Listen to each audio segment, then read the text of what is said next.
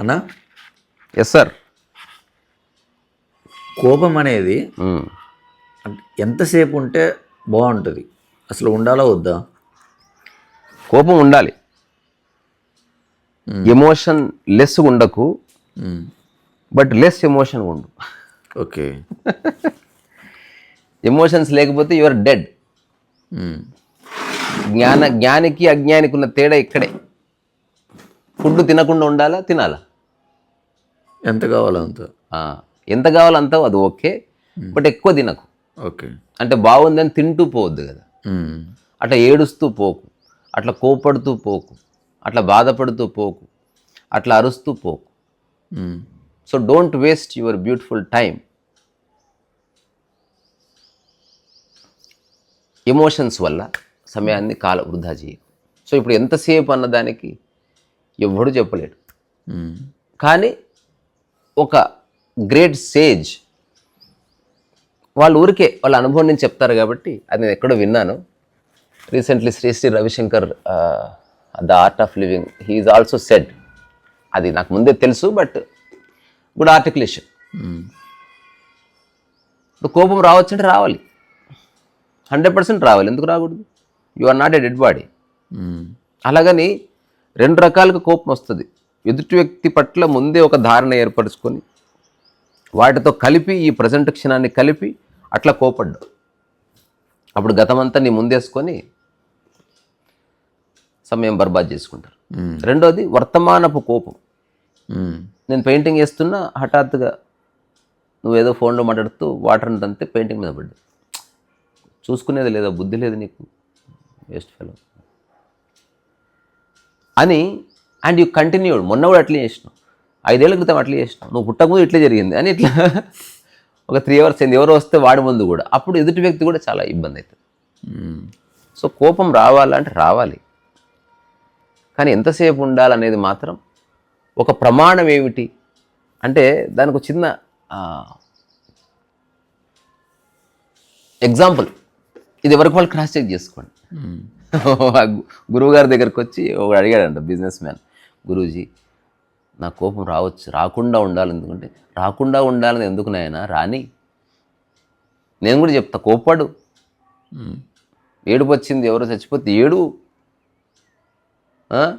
నీకు నచ్చింది, నచ్చని, ఎవరో నేను అప్రిషియేట్ చేసారు, థ్రిల్ అయింది, కానీ ఎంతసేపు. రీసెంట్గా కూడా టాక్ చేసిన, అదేమో ఎలాబొరేటెడ్గా, అంటే ఎంతసేపు బాధపడాలో మన చేతులు ఉంటుందని, కానీ ప్రామాణికంగా ఎంతసేపు అనేదాన్ని ఇప్పుడు మనం మాట్లాడుతున్నాం కదా. నీళ్ళలో ఇట్లా గీతకి, ఆ గీత ఎంతసేపు ఉంటుందో అంతసేపే కోపం ఉండాలి. ఇట్లా నీళ్ళలో గీతకి ఇట్లా గీత గీస్తే గీత పడుతుంది కదా ఖచ్చితంగా, కానీ ఆ గీత ఎంతసేపు కనబడుతుందో అంతసేపు కోపడు, అంతే. ఇట్లా గీత గీస్తుంటేనే ఆ గీత మూసుకుపోతుంది. అంటే కోపడుతూనే కోపం నుంచి బయటికి రా, అంతే తప్ప కోపడుతూనే ఉండకు.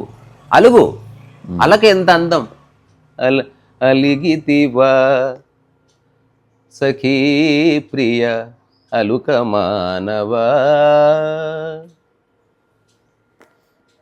ఈవెన్ సాక్షాత్తు మన ఆరాధ్య దైవాలు కూడా కోపడ్డ సందర్భాలు. ఉదాహరణకి హఠాత్తుగా కోపం వస్తుంది, ఇట్లా అనేసరికి జై శ్రీ అని ఏదో పాడతారు, పాడగానే రిలాక్స్ అయిపోయింది, ప్రసన్నవదనం. సో కోపం చాలా అందమైంది అసలు.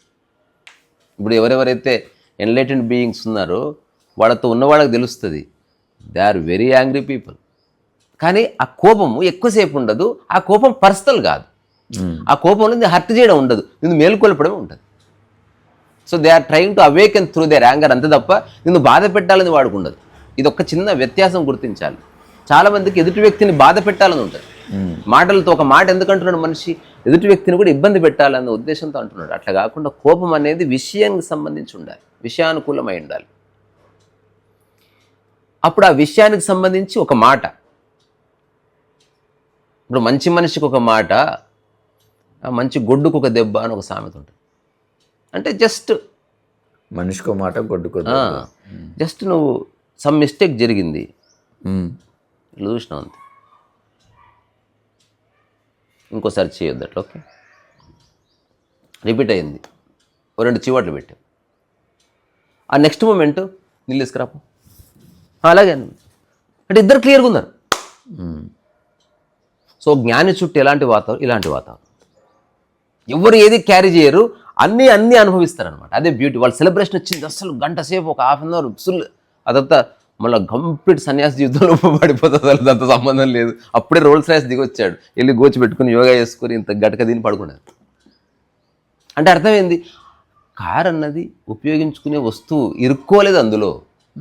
అట్లా కోపము కూడా రాని వర్తమానపు కోపము చాలా, అది సూర్యుని యొక్క లేలేత భానుని కిరణాలలాగా అందంగా ఉంటుంది.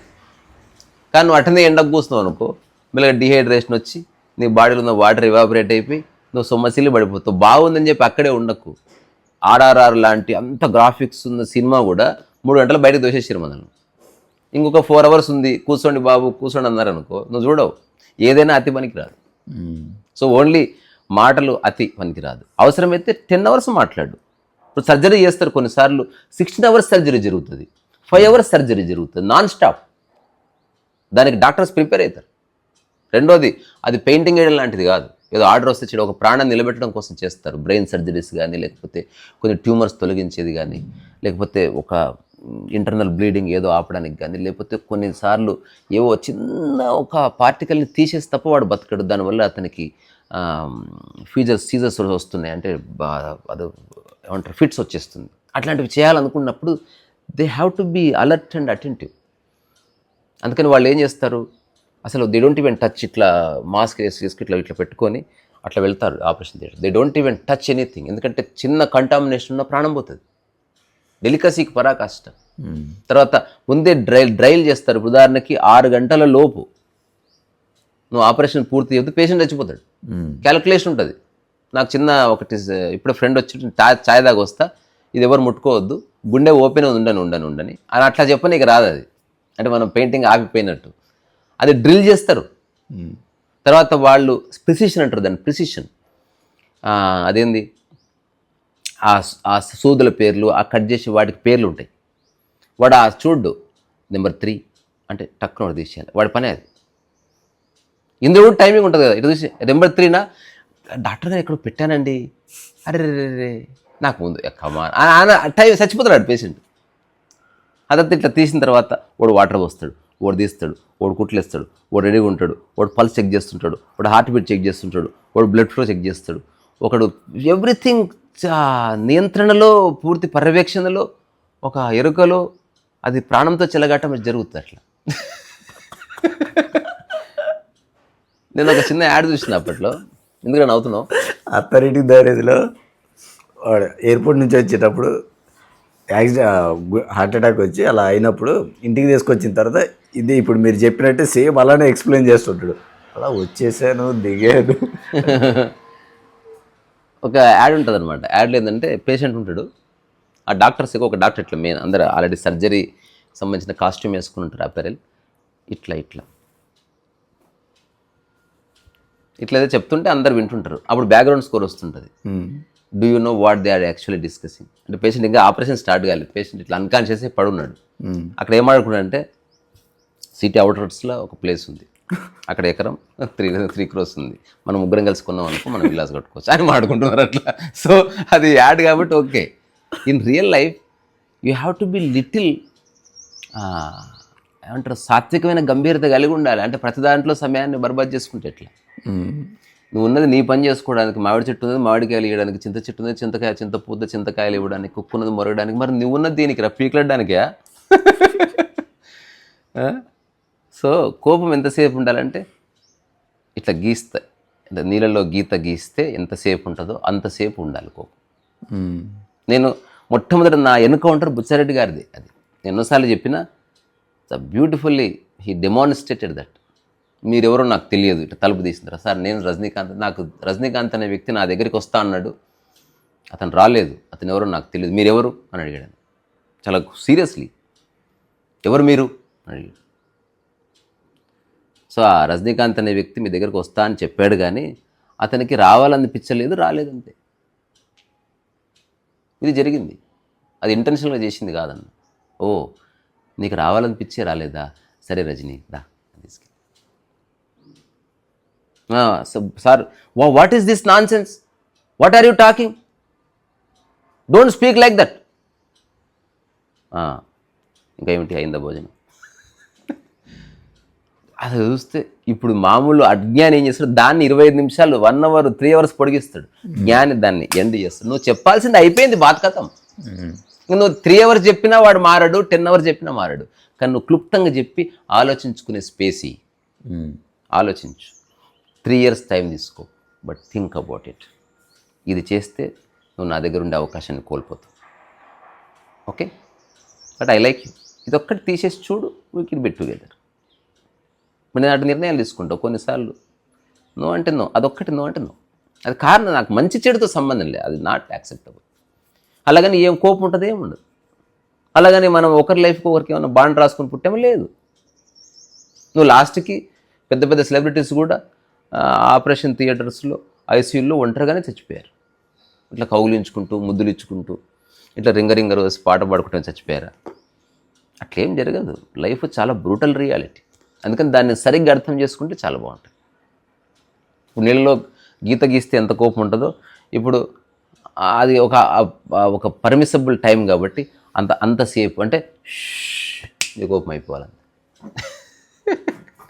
సో ఉపదేశసారాలు మళ్ళీ వచ్చినాయి. కావలసిన వాళ్ళు నాట్ ఓన్లీ ఉపదేశసారం, ఇప్పుడు ఇంకో బుక్ రాస్తున్నా, నిర్వాణ శతకము, ఆ తర్వాత అప్పటికప్పుడు అన్న పుస్తకము, ఆ తర్వాత నా ఆత్మకథ పూర్తయింది అది. తర్వాత అష్టావక్ర సంహిత 3 వాల్యూమ్స్ అవుతుంది. సో దానికి కొంచెం ఒక 5 lakhs దాకా అవుతుంది. అందుకని ఆ పుస్తకం ఎవరన్నా కొనుక్కోవాలన్న ఉద్దేశం ఉన్న వాళ్ళు, అటువంటి వాళ్ళు మాత్రమే నాకు కాంట్రిబ్యూట్ చేశారనుకో 1000 రూపీస్ అట్లా ఒక్కొక్కరు. ఆ 1000 రూపీస్కి నేను ఒక్కొక్కరికి ఆ వాల్యూమ్ ఇచ్చేస్తాను, 3 books. దానివల్ల ఏంటంటే వాళ్ళు ముందే పుస్తకం కొనుక్కున్నట్టు అవుతుంది. తద్వారా నేను కూడా కోటీశ్వరుని కాదు కదా, అష్టావక్ర సంహిత వరకే, మిగతా వాడికి నా దగ్గర కొంత డబ్బు ఉంది. ఇప్పుడు ఇది ఉంది, నేనే ప్రింట్ చేయించుకున్నా అట్లా. సో అది.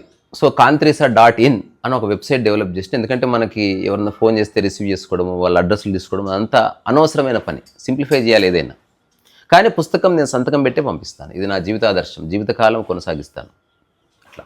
అంటే ఎక్కడున్నా మాట్లాడుతూ కూడా ఇప్పుడు 20 పుస్తకాలు ఉన్నాయి అనుకో, ఇప్పటికీ ఏదో పేరు రాసి పంపిస్తాను, అంతకంటే కొంత పుస్తకం రాసిన వాడిని ఓ పేరు రాయలేనా, జస్ట్ ఆ పర్సనల్ టచ్ కోసం అంతే. నాకు మొన్న ఎవరో కలిసాడు, జానకిరామ్ అతని పేరు, అసలు గట్టిగా కౌగిలించుకొని రోడ్డు మీద, వయ్యా అసలు నేను పుస్తకం తీసుకున్నాను, నువ్వు పేరు రాసి పంపించినావు, నాకైతే మస్తు అనిపించింది అని. పుస్తకం రాసింది పక్కకు పోయింది, నేను పేరు రాసిన దానికి అంత వాల్యూ ఇచ్చాడు తను. నేను చెప్పాను, అదే నేను అట్లా అనుకున్నాను. నిజానికి ఎవరైనా ఇంకా భవిష్యత్తులో ఇంకా మనం సంతకాలు పెట్టలేము, రోజుగా అప్పుడు 2-3 కాబట్టి పెట్టాను. ఇప్పుడు 20 పుస్తకాలు అంటే పెట్టడం కష్టమైపోతుంది, నా సమయం వృధా అయిపోతుంది. నేను సమయం వృధా అనుకోవట్లే. ఎవరైతే పుస్తకాలు తీసుకుంటున్నారో నేను వాళ్ళ సంతకం పెట్టడం అనేది నా జీవితంలో ఒక పరమోత్కృష్ట చేష్టగా చూస్తున్నాను. ఐ నెవర్ సే అక్కడ సంతకాలు పెట్టి నా టైం అంతా వేస్ట్ చేసుకున్నాను, నాకేమొచ్చింది నా లైఫ్లో, ఏమైనా కోటి సంపాదించానా అని ఎప్పుడు అనను. ఇది పుస్తకం అన్నది డబ్బు కోసం చేస్తున్నది కాదు. నిజంగా డబ్బే కావలిస్తే ఉప్పాలగూడలో నేను ఇట్లాంటి 5-6 ఫ్రెండ్స్ కలిసి ఒక 5-6 ప్లాట్లు కొనుక్కొని 3 ఏళ్ళకి అమ్మకం దొబ్బితే ఇక్కడనే 2 విల్లాలు కొనుక్కోవచ్చు. ఆ 3 ఏళ్ళు వాటిని కాచుకుని ఉంటుంది, వాళ్ళకి కబ్జా కాకుండా. అంతకుమించి ఏం లేదు. So money is not the point. Money సంపాదించడం తెలియదని కాదు, నాకు అక్కర్లేదు, నాకు కొంచెం ఉంటే చాలు.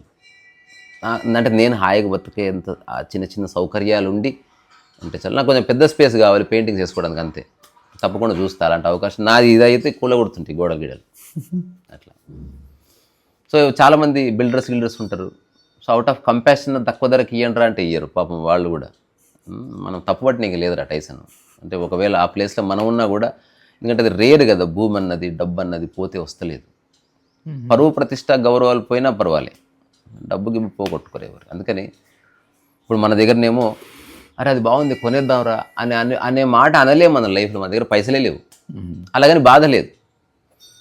పెద్ద పెయింటింగ్ కావాలంటే నాకు స్టూడియో లేదనుకో, నేను అప్పుడు పబ్లిక్ పార్క్ ఎంచుకుంటూ ఒకటి ఇంకా ఆడేస్తా, ఈ ఎదురుగా రోడ్డు ఉంది ఆడేస్తాయి, వర్క్ ఆపే సమస్య లేదు అట్లా. సో ఉపదేశసారం. సో నిన్న నేను నిర్వాణ శతకం రాయడం ఊరికి రాత్రి అట్లా ఏమంటారు బిగిన్ చేసిన. అది ఎప్పుడన్నా పూర్తి కావచ్చు, ఇటు మిట్టేక్తా. అట్లా ఒక 4-5 పుస్తకాల లైన్లు ఉన్నాయి. టైసన్ కూడా ఒక బుక్ రాస్తున్నాడు. ఆ రాసిన తర్వాత మనమే ప్రింట్ చేద్దాం. తర్వాత అమెరికాలో నవీన్ అనే ఒక బుక్ రాశాడు, ఈరోజు పూర్తవుతుంది. తర్వాత మునిరామ్ రెడ్డి గారు ఎవరైతే బుక్ రాశారో ఆయన ఒక బుక్ రాశారు. అది కూడా అంటే నేను కొన్ని బొమ్మలు గిమ్మలు వేసి దాన్ని కొంచెం అందంగా చేస్తే తీసుకొద్దాం అన్నాడు. అది కూడా మనం రిలీజ్ చేసుకుందాం. ఇదంతా ఏంది, మనం సినిమాలకు వెళ్తాం. ఇప్పుడు ఏదో సినిమా 1000 రూపాయలు పెట్టి టికెట్ పెట్టుకున్నారంట, అది ఆ గంటతో పోయింది. కానీ పుస్తకం it will stay with you. అందుకని దయచేసి పుస్తకాన్ని మాత్రం ఇది మనీ ఇన్వెస్ట్ చేసాము వేస్ట్ అయిపోయిందనే ధోరణిలో కాకుండా, ఇందులో ఒక్క పదమన్నా, ఒక్క అక్షరమన్నా, లేకపోతే ఒక్కోసారి ఒక్క వాక్యమన్నా మనల్ని మేలుకొల్పేటువంటిది ఉంది అని ఆ స్పృహ కలగొచ్చు. అంటే నేను రాస్తున్న ఉద్దేశం అది. My books are medicinal. నా జీవితంలో నేను ప్రశాంతంగా బతకడానికి నాకు ఏవేవి దోహదం చేశాయో అది అవుట్ ఆఫ్ కంపాషన్ నేను చెప్పాలని చిన్న ప్రయత్నం చేస్తున్నాను. రాయిపోయినా ఏమీ కాదు, ఎవరన్నా కోర్టుకు లాగుతారా? అట్లేం లేదు కదా. డబ్బు కోసం అంటే కానే కాదు. ఏ బుద్ధున్నోడు బుక్ రాయ డబ్బు కోసం. సరే మరి.